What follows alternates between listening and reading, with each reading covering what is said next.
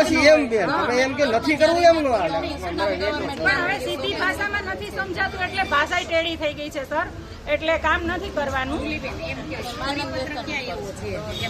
માનવ વેતનના માણસોને માત્ર ને માત્ર 5 કલાક જોબ કરીને છૂટું થઈ જવાનું, એટલે અમારી ખાલી બાળકો પૂરતી જવાબદારી છે અમે નિભાવીએ છીએ. બાકી ગવર્મેન્ટની કોઈ પણ કામગીરી અમે ન કરી શકીએ. કાં તો પછી સરકાર એવો અત્યારે કામ કરાવવું હોય અમારી પાસે તો ગવર્મેન્ટ કર્મચારી ગણવા પડે અમને, તો અમે કામ કરી શકીએ, અને વેતન વધારવું પડે તો અમે કામ કરી શકીએ. ધન્યવાદ. ષડયંત્ર સમજાઈ ગયું છે, ટોટલી ઉપરથી નીચે સુધીનું કાલનું બધો ડેટા આવી ગયો છે. એટલે પણ હવે તમારો સપોર્ટ મળી જશે ને તો ઓન પેપર અમે વિજય પામશું.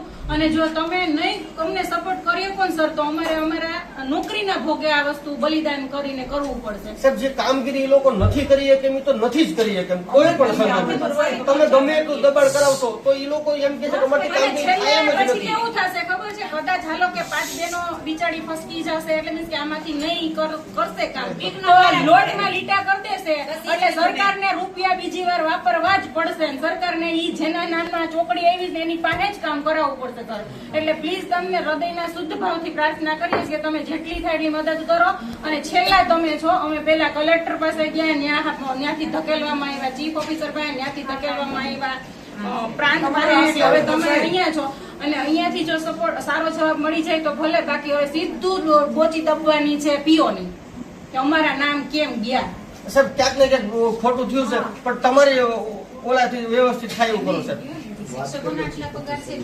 અને એને છતાં 25 હતા ને કાલે, 25 ને પ્રોબ્લેમ એ હતો કે 35 દિવસ વેકેશન ના ગયા, એને ફરવાનું બંધ રહ્યું, એને લાખ પગારમાં એટલા ઇસ્યુ હતા કે એને 1.5 કલાક લીધી કિરણ પટેલ સરની લાખમાં, અને અમારા 10,000 માં ઇસ્યુ નહીં. વિચાર કરો, આ 5,000 માં ઇસ્યુ નહીં. વિચાર તો કરો કે આમાં જો બિલ પગાર આવે તો કોઈના કઈ લેવા દેવા નથી, કારણ કે શિક્ષક જો મારી વાત લાખ રૂપિયા પગાર વાળો આમાં કામ કરશે તો એને 25,000 મહેનતાણું મળશે, અને 5,000 વાળો કામ કરશે તો એને 25,000.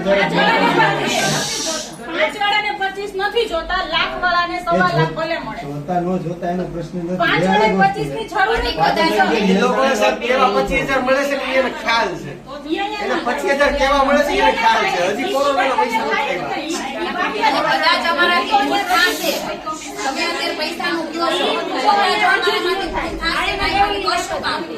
પેમેન્ટ નહીં કરવું હોય તો અમને પણ કહેશે બેન તમે કામ સરખું નથી કર્યું, પેમેન્ટ નહીં મળે. બરાબર. અમારું અને હવે હરીફરી હવે છે ને બહેનોને વાચા આવી છે એટલે કોકને તો ભોગ બનવું પડશે. એમાંથી કદાચ હું હોઈ શકું ભોગમાં, કે આમાંથી એકાદી ભોગ બને, નોકરી જશે પણ બીજાનું સારું થઈ જશે. કારણ કે આ લોકોએ બહુ હદ વટાવી દીધી છે સરકારે, ખાસ કરીને સરકારની નામ લો જ્યાં હોય ત્યાં ગધેડા વેચવું હોય ત્યાં આંગણવાડી અને આશા વર્કર, આંગણવાડી અને આશા વર્કર ગધેડા વેચવું હોય કોઈ કામ ન કરે ની કામ અમને કામ એટલું સર એટલે સર પ્લીઝ અડું કરાવી દો તમે. કાલે પાછા ફરીવાર મળી આવે.